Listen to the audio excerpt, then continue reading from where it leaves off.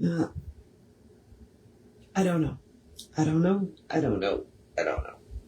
right, I'm awake.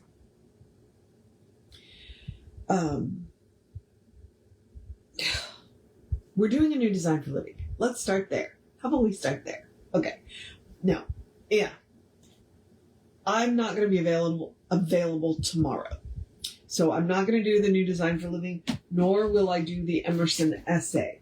Although I think what I'm going to do is on Sunday, I will do the Emerson essay. Hopefully it won't be a 2-hour essay.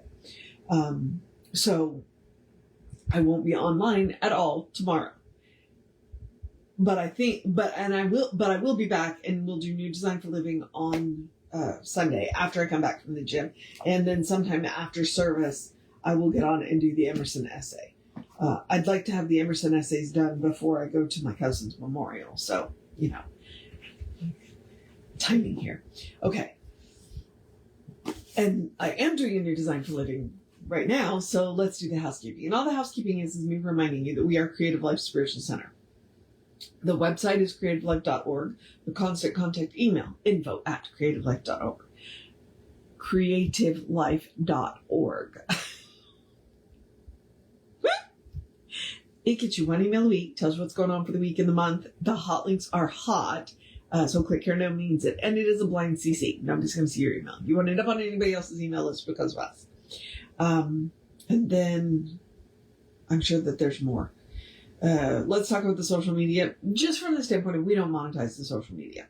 We don't want to deal with the ads any more than you do. So what we ask you to do instead is go like, subscribe, follow, based on which platform you are on. And then engage with the individual post by reacting to the post, commenting on the post, sharing the post.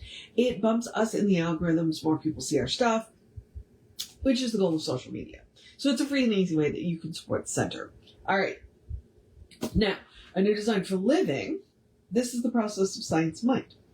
I like to say, and it is my opinion, that science of mind is not really a religion. It's a philosophy, which is literally my opinion. Because that's what he did yesterday is he defined religion, philosophy, and he said it's just someone's opinion. It's somebody trying to explain the way things are in their opinion.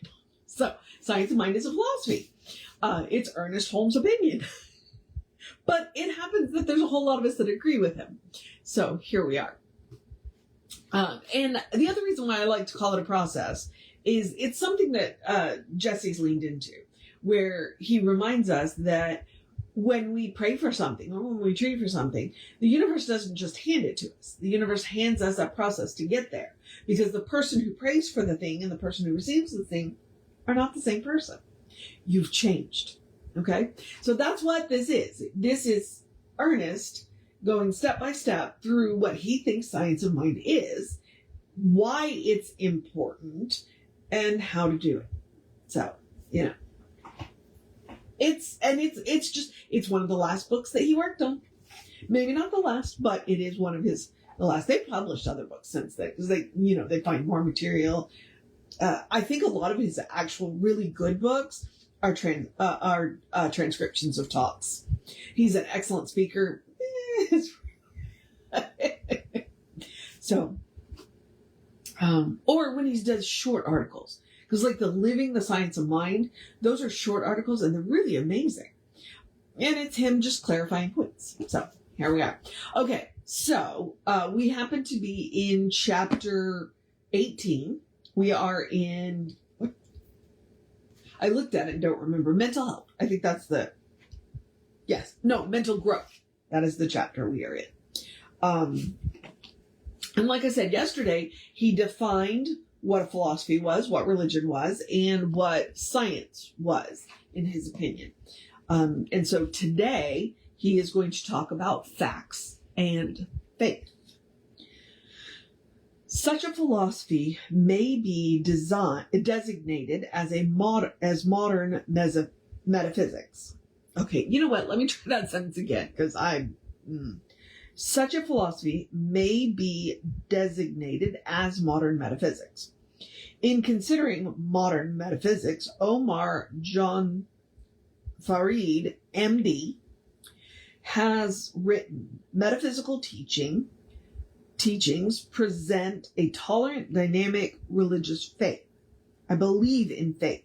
If we eliminate doubt, we get a greater impact from that which is our true self. In other words, this true self is a part of the whole and has access to the creative power of the whole. End quote. Okay. And I think that's one of the things that's really amazing about, now the quote goes on because it ends in ... but we're done quoting, Dr. Faree. That's that recognition. And that's why it's like recognition is the first part. There's one power. And unification says, I am one with that power. Well, what that means is that I have access to that creative power to do what I need to do, what I want to do, what it is in me to do.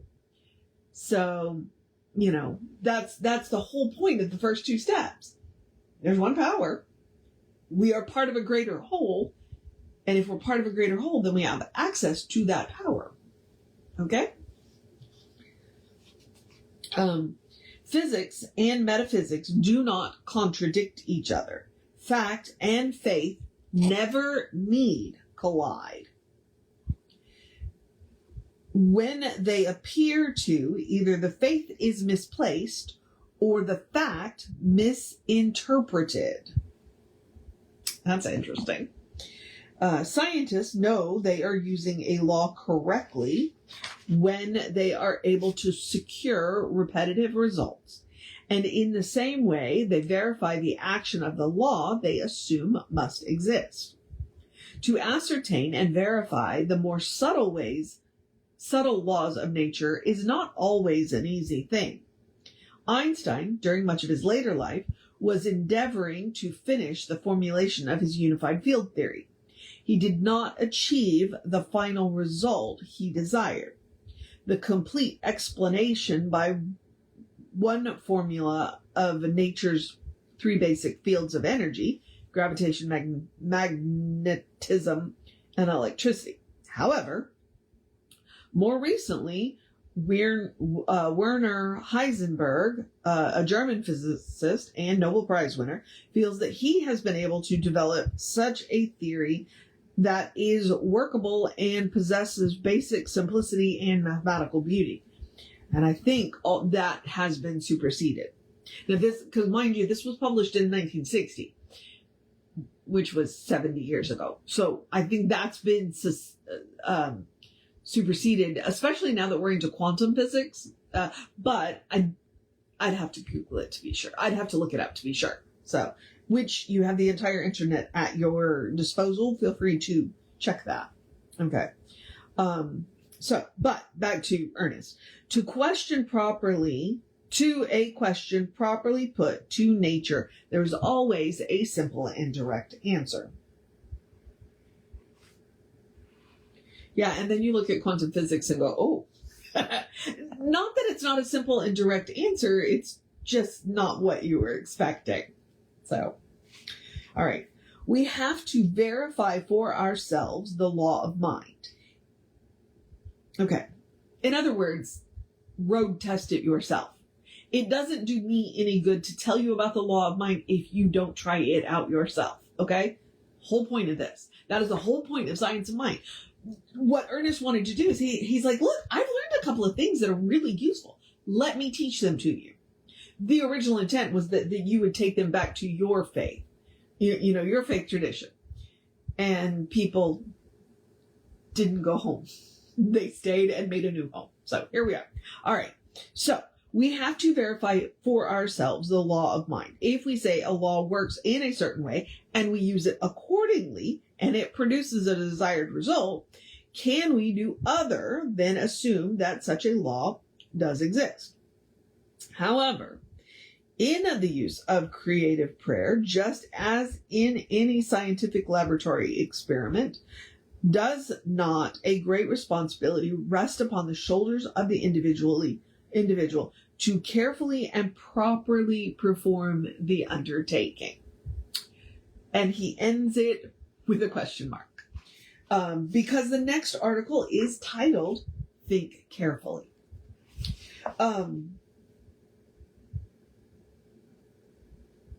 Yeah, because we do have a great responsibility to carefully and properly perform such an undertaking. And if we are going to go to God and ask for something, it's not that we shouldn't ever go to God, even about the little things. Absolutely, we should. But we should make sure that when we are doing it, we are in alignment with the divine nature. Okay? So that's a couple of the rules. And interesting, and this is just an aside, just because I have a tendency to have packing and moving dreams a lot. And I think part of that is as I was a military brat. I moved around a lot as a child. Packing and moving was a thing. I've now lived in the house that we have bought for 20 years. This is the longest I've ever lived anywhere. Anywhere. Yeah. I look around and go, because I used to be able to just pack up and move, and I can't do that. This is going to take some serious work if and when we decide to do that. But the other thing, when I looked it up about packing and moving dreams, is that it can be about mental and spiritual growth. So I find it interesting that I had a rather intense packing and moving dream right before I started the chapter on mental growth. And I did have a lot of those dreams while I was in ministerial school. And I grew a lot in ministerial school. And the goal is not to stop growing, The goal is to continue to grow. There's always something new to learn, and that's my favorite thing about the world. I don't know everything. There's always something new to learn. I have a regular dinner date with a group of friends, and I said something to my friend. For whatever reason, I don't know why he assumed I was vegetarian. Although I am fairly vegetarian, and I made a comment about, well, we have flat teeth and pointed teeth, and he kind of went, so we're omnivores, humanity, as a general. Not that I'm shaming you for being vegetarian or vegan, whatever, because your dietary choices are yours, right? And not any of my business, but and he had never heard that about the teeth. And so then he stopped and thought about it, and I went, yeah, no, really. And then we got off on talking about wisdom teeth, which I won't tell you that I never got any. So I don't know what that says about me. I'm evolved or never got any wisdom. All right, I need to wrap this up. Y'all have a great day, wondrous day, a fantastic day, a magical day, an enchanted day, a wonderful day, an awesome day, an amazing day. A let's wrap this week up day. A let's take care of business day. A you got this day. A make sure you take time to sit down and rest day. I have no idea what's going on with the weather day. So y'all pray for the people in Oklahoma and Georgia. Oklahoma just got hit by a couple of really nasty tornadoes, and there are wildfires going on in Georgia. So, and I mean the state, not country, So, have a good thought for your fellow people in places where the weather's been really weird. Day.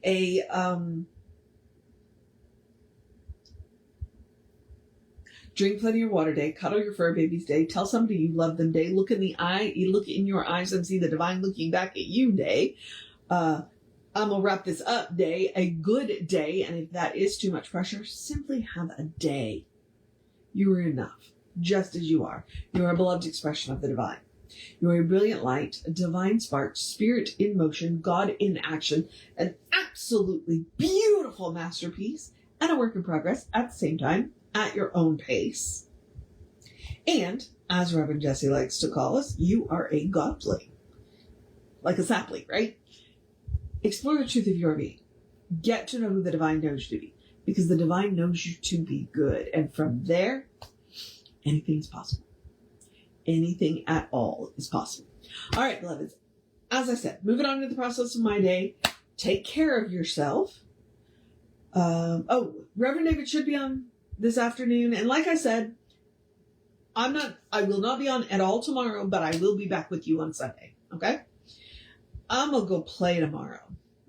Okay? You should do that too.